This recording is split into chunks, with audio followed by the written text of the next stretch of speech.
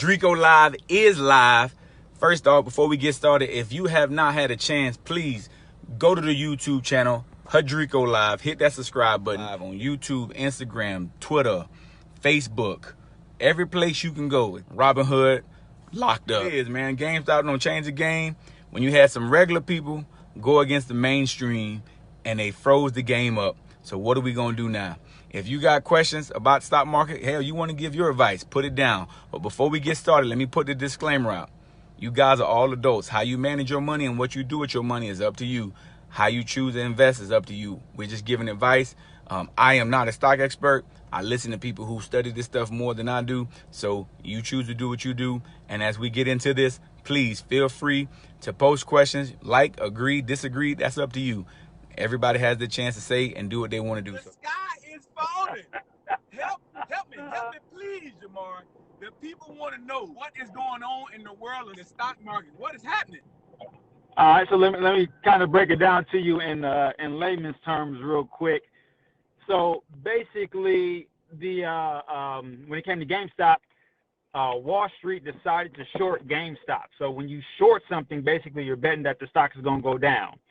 GameStop has pretty much been going down consistently over like the last 5 years, just because it's just not fundamentally. It's just not they're just not making as much money as they once were, especially with the pandemic, malls closing, because most of the GameStops are in those stores, or they're closing down brick and mortar stores.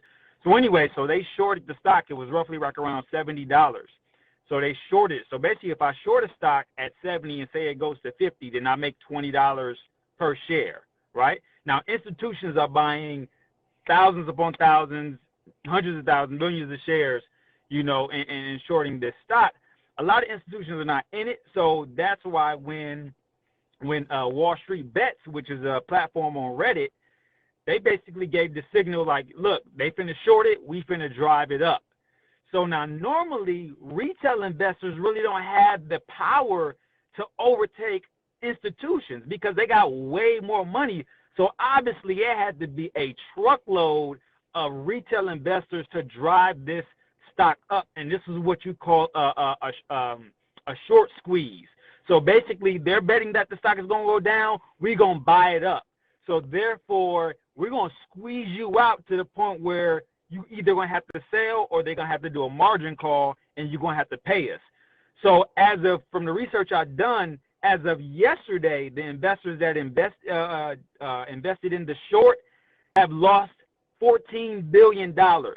As of yesterday. So I don't know. I think these options are going to expire tomorrow, because usually options are like weekly. So it's going to be crazy. Now here's the deal. Because it got really out of hand today, because I thought it was just going to be, most people thought it was just going to be a pump. And then they squeeze them out, and then, they sell off and get their profits, and then the retailers will win. But Wall Street, basically, started crying. They cried to the principal on a fight that they started. And basically, and got with NASDAQ and now all these brokers. So now you can't even buy you can't even buy GameStop on, because I got an alert on TD Ameritrade. You can't even buy it. Robinhood froze up. You can't buy that. So you can't buy GameStop or AMC, which is another one that they did. Now AMC didn't go up as much as GameStop, because GameStop went from like $70 and it went up to $500. Last time I checked, it went back down. Last time I checked, it was like around 2 something. AMC went up till about 30. Did it go up to 30 or maybe low 20s? But it dropped back down last time I checked to 8. So if you were in the stock, which I was not, if you were in the stock when AMC was trading about $2 to $4, then great. But if you got the news and you late to the party, I wouldn't touch it. You wouldn't? I wouldn't touch it with your money, because here's the deal. When you hear like news like this, by the time you hear the news, it's too late. Now, understand that this was orchestrated by retail investors and not by Wall Street, because this happens all the time. So I'm actually glad that, Wall Street got whooped a little bit, because they do this all the time to retail investors when basically, you know, they'll put out fake news or they'll just short the stock and then drop it just to scare people out of it so they can buy it at a lower price and then run it back up. This happens all the time. It's just that it ain't no fun when the bear got the gun. So now it's like, bruh, these cats is this, you know, this platform, Wall Street Bets, is basically just manipulating the market just like big institutions in the top 1% would do. So now they pissed because it ain't working in their favor. So that's why a lot of the brokers are shutting the stock down as far as not being able to purchase it. But I tell you, if you were in it or you jumped in late, I hope you set a stop loss and a take profit, because you ain't gonna never be mad with taking profits. But most people have that fear of missing out, and they be like, well, what if it run up past that? Okay, if it does, that ain't the only stock. You know what I'm saying? Because most people are trying to play this, and they just quote unquote getting lucky. And if you're getting lucky in the stock market, you ain't investing, you gambling. So investing is very strategic. Now, first off, real quick, for all my people who may be very new to the stock market, when he says the word stop loss, basically stop loss is when you got a stock and it gets to a certain point. That's when you sell shares and you don't lose any more money, correct? Can you just real quick give a quick? Absolutely. So instead of watching the market all day to see where the stock is going to go and being emotional with it, because you watching your money going up and down, you can't help but be emotional. So that's why whenever if you're trading, you know what I'm saying, which I really do, I'm a long-term investor. I'm building generational wealth. But when you're trading, you want to make sure that you have a target and then you have a stop loss. So you set your target, so when it hit it, whether you at work, you at the beach, you on the toilet, whatever the case may be, it's going to take profit, it's going to call you out, and if it drops to a certain point, then it's going to sell all your shares, and that way you don't lose all your money. I seen a lot of people on my timeline, stock market going to make me bald-headed. Robinhood is bad. Robinhood, I thought he robbed from the rich and gave to the poor. Not everybody hate Robinhood now. Now, is this one of the reasons why instead of going with some of the smaller firms like a Robinhood, you want a full service brokerage? Yeah, so the reason why people are mad, because basically Robinhood is just basically shut down. In my personal opinion, you know, Robinhood is owned by the 1%ers. So somebody made a phone call. They was like, hey, you need to go ahead and shut that down. You know, the good old boy system. And because, you know, it's just a platform for retail users. But, you know, whoever has the money controls the power. So with Robinhood, like I said, with it being just a app-based platform where you can't talk to nobody, that's why, because I moved my money from Robinhood when I first started, just because, like I said, if I can't, now I always had TD Ameritrade, but I dibbled and dabbled in Robinhood. But man, I need to be able to talk to somebody, and to me, you know, TD Ameritrade, you know, your Fidelities, you know, your Vanguards, things of that nature. I mean, these are multifaceted brokerages, so you know, it ain't just a app, you know, on your screen. So I'm pretty sure they get their stuff back together, but when you're dealing with people's money, I can't take that risk. Or I'd just rather, you know, because I was having trouble logging on to my TD Ameritrade, and I thought it was something going on because of all the volume. And I called him. I was like, hey, what's going on? He was like, yeah, we just got a little small glitch.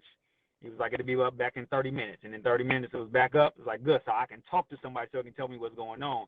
With Robinhood, you just at the mercy. Brokerage, somebody was talking about, check out the stock NIO. It's a Chinese Tesla stock. Oh yeah, NIO. I got that. I would load up on that. That's yeah, like you said, it's the Chinese version of Tesla, and they're making some great strides. Ticker symbol NIO. It has shot up pretty significantly in the last, really this year. I mean, I remember when NIO was like $10, and now it's like 60. So it's a good time to get it right now because like everything is on sale pretty much. I mean, I've been buying a lot of stuff that went down in my portfolio. I bought some more of it. So yeah, today was a buy one get one sale.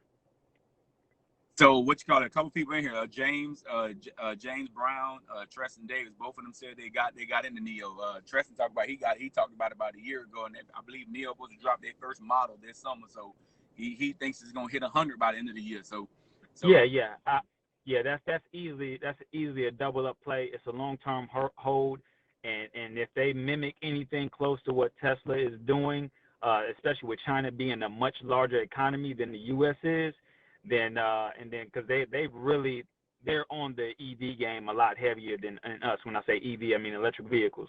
So so it's a good company to get into. When we had our last episode, and if y'all haven't checked that out, subscribe to Hudrico Live on YouTube. You can check that out, podcast, everywhere you can find us. Yeah, because I had talked to a couple of friends of mine who watched the episode, and they loved it, but it was like, you know what? I just wanted him to go deeper. You know, I want, because, they ready to be the damn Wolf of Wall Street, I guess. Basically, they ready to say, we're not going anywhere. They ready for all that, right? Yeah. And they mentioned, like, well, each one of these different brokers, the Robinhood, the Fidelity, they all have different perks about them. Is there different advantages compared to one compared to the other, or can you do the same thing with all of them? Like how? Like this is where it becomes ancient secrets, man. Like that part is just. I mean, it just really depends on who you're comfortable with. Like the main thing is because you can buy on every platform. There are some differences, like with some platforms, like with Webull, you can get into the market like at 4 a.m. So you can get in the pre-hours and the after hours. So the normal market hours are 9 a.m. Eastern to 4:30 p.m. Eastern. Now, if you want to get in the market before that and do like pre-trading, like what the big money does and the investors and stuff, then you will get an app like Webull. With Robinhood, I think you can get in at 6 a.m. Now, that's really beneficial, especially if you day trading, so you can get in early. Because if a stock runs up, by the time the market officially opens up, you could have missed some gains. So it just really depends. But because I'm a long-term investor, I'm a 3 to 5 year holder minimum, and so it really don't matter if I get in $1 above or $1 below, because I'm holding it for the long haul regardless. So I'm not tripping over pennies, tripping over dollars to get the pennies, if you will. But if you're a day trader, that's beneficial. Now, also with Robinhood, you can buy fractional shares. So that means that if you want to buy Amazon and you ain't got $3,000, you can just put 100 on it, and it would, you would basically have a portion based on the percentage that you put in it, and that's how it would move. So, would you advise a person to buy fractions? Like, say if they ain't got it, I just want to buy a fraction of a share. Yeah. Would you advise? Yeah. If that's what you need to get started, then go ahead and get you a fraction. But the way that when I trade, I'm very systematic, because like I said, I'm a long-term investor. I'm looking at something that's going to turn 10,000 into 100,000. You know what I'm saying? So it's a different ball game when you're looking at it from that perspective. So I'm doing a lot more research with my companies, because I'm not getting in no garbage. I'm not getting into the pump and dump. I'm not looking just for the flip, if you will. I'm a long-term investor, because like I said, I think that, with my passion, it just really aligns with what my vision and my goal is, especially for those that I teach, is that I want you to build generational wealth. So when your children get older, they ain't got to worry about, working or a mortgage, student loans, and things of that nature. So that's my goal. So that's why that is what it is. But any broker, you can do the fundamentals. Whether you get in earlier in the market or later in the market during the day, that just depends on your method, your style of trading. If you're a day trader, if you're a holder, if you're a swing trader, and then if you want to buy fractional shares, you can do some of that with some of the other platforms. But to me, I just want to be able to talk to somebody on the phone 24/7, and especially when it's with your money. When it's with my money, I need to talk to somebody. Nah, absolutely. Listen, you dropping some of these good things, but basically, right now, to me, what it seems like, the little man started to win the race, and all of a sudden, corporate America said, "Oh hell no, that is not gonna happen," and that's why they're snatching everything back. So the short squeeze that just happened, I don't know if we're gonna see something like this happen again, because I believe when people take advantage of the system, or I won't say take advantage, when they do what the system has been doing to us for so many years, what the system does, it kind of corrects itself to prevent something like this from happening again. Do you see this happening again, or do you feel like there'll be a fix implemented? It may happen again. It'll be a couple years down the line, because like I said, it's happened, based on my research, it's happened once before, but not like to this magnitude where it's really just been like orchestrated to like stick it to the man, if you will. Like they did GameStop, then it was like, yep, we finna go over there to AMC. We finna get that too. Then it was like, yep, we finna go to Nokia. We finna get them too. So it was like, and then that's what caused all this. Okay, brokerages, shut those stocks down. We can't trade those no more. NASDAQ was basically saying, the CEO of NASDAQ was basically saying, like, if we see that, you know, the market is being manipulated by social media, then, you know, we're going to have to take action. So it's a lot more people getting involved, you know, the higher ups, to the point where they're going to put in regulations because, like you said, they used to doing this, but they don't want nobody doing to them, because to them, that's what, you know, they're used to controlling the market, and they don't want to see each other, because if you do that, then you just, you know, you got chaos. You know what I'm saying? Now, I don't think, like I said, just because you have, you know, it's basically big money versus little money. It's only so much retail investors can do when you got a company that's buying 10 million shares and you only buying 10 shares. So, you know what I'm saying? So this is almost like a perfect storm. Like, we probably ain't gonna see this again for a long time, until they put the regulations again, and then somebody find a loophole, and then we do it again. But these type of things, like I said, as investors, this isn't something that you should be looking for. I was just gonna say that, and I hate to cut you off, because what tends to happen, and I won't even say the black community, I'll say the white community, every community, what tends to happen, people see the lick. Oh Lord, somebody invested in a cheap stock and they got rich. So what they tend to do, they take money that they don't have, or that's already accounted for something else, and now they want to become the next Wolf of Wall Street, and they go and start investing uneducatedly. And I just probably made up a word which probably wasn't educated, but that's what I do. So my concern is that people just get into this business or this lifestyle without having the right right strategies behind them. What do you say to that individual who says, now I got to get into the stock market? Because everywhere I go, I got people saying, oh, I'm getting into stocks now. I'm getting into stocks. I talked to a gentleman this morning saying, oh, I'm in the stocks. And I asked him, what is your monthly amount that you invest? Oh, I don't know. It just depends every month. So you don't have a plan. How do you help that person? Yeah, so like I said, I have a coaching program, and I developed that coaching program specifically for those individuals who have no idea what they're doing, but they want to get into the stock market. And because, like I said, the stock market is easy to get into. Everyone has access to it. Anybody can open up a brokerage account. Anybody can put some money on a stock or buy something. That's the easy part. But the stock market, just like money, is a tool. It's a tool, and you need to have a plan. You see what I'm saying? Like, even like with your jobs, if you set up a 401k or a TSP or whatever, you know, they ask you if you want to do high risk, low risk, mid risk. How much do you want to put in every paycheck? There's a goal. They go through that with you. So, you know, you need to do that for yourself and say, okay, well, you know, like you said, how much I'm gonna put in every month. You're not just, you know, when you hear the news of something going up and you got fear of missing out, then now I want to throw some money in. Like, no, that's gambling.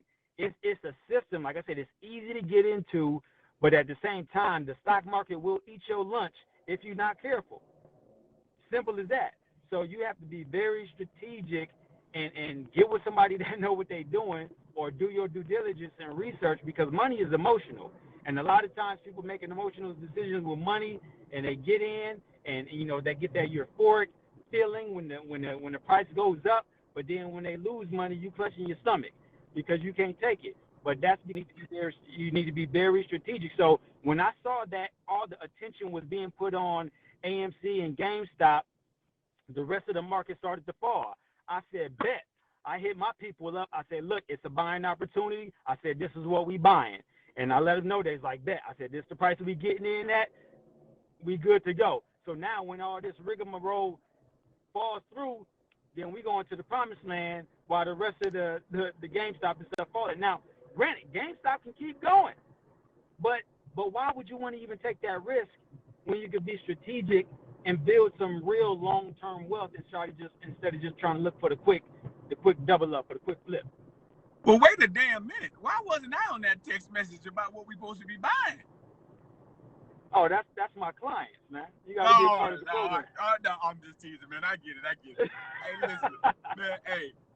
First off, look, appreciate you taking the time, man. Hey, if y'all need some of this information, he has a book, Wealth 101. You can definitely get that. He's on Instagram, Facebook at J Norris, Instagram at Jamaury Norris, financial empowerment coach. Y'all know where to find me. Hudrico Live on Instagram, Facebook, Twitter. I'm everywhere but Snapchat. I'm too grown to be snapping. I'm just not gonna do it. And you're right. Brandon Taylor just said GME made some overnight millionaires. It's money to be made, but you have to do it the right way and you have to do it smart. If you haven't, all I ask, listen, everybody, take the time, subscribe, follow his stuff, my stuff. That don't cost you nothing. But if you want to participate, you can be a Patreon. Holla at your boy, Hudrico Live. I want to do a shout out to my Patreon subscribers, James Brown, Mike Davis, and Ernest Aziz. I got 3, but I got room for a lot more. Hey, Jamaury, man, thank you for taking the time. I know you on your way. I got to get back to work. I just don't left the building. They probably don't know where did Hudson go. I went out here to help the people. So, hey, I appreciate y'all for taking the time. I got to get out of here. I know he got a place to be. Jamaury, I'm watching the market, man. I need to get on that list, man. I want email too on what I'm supposed to be buying. Oh, well, look, hey, if you want to get down, man, you can just go to workwithjnow.com. And, we can get you right. Workwithjnow.com. Hey, workwithjnow.com. Hudrico Live, and we out.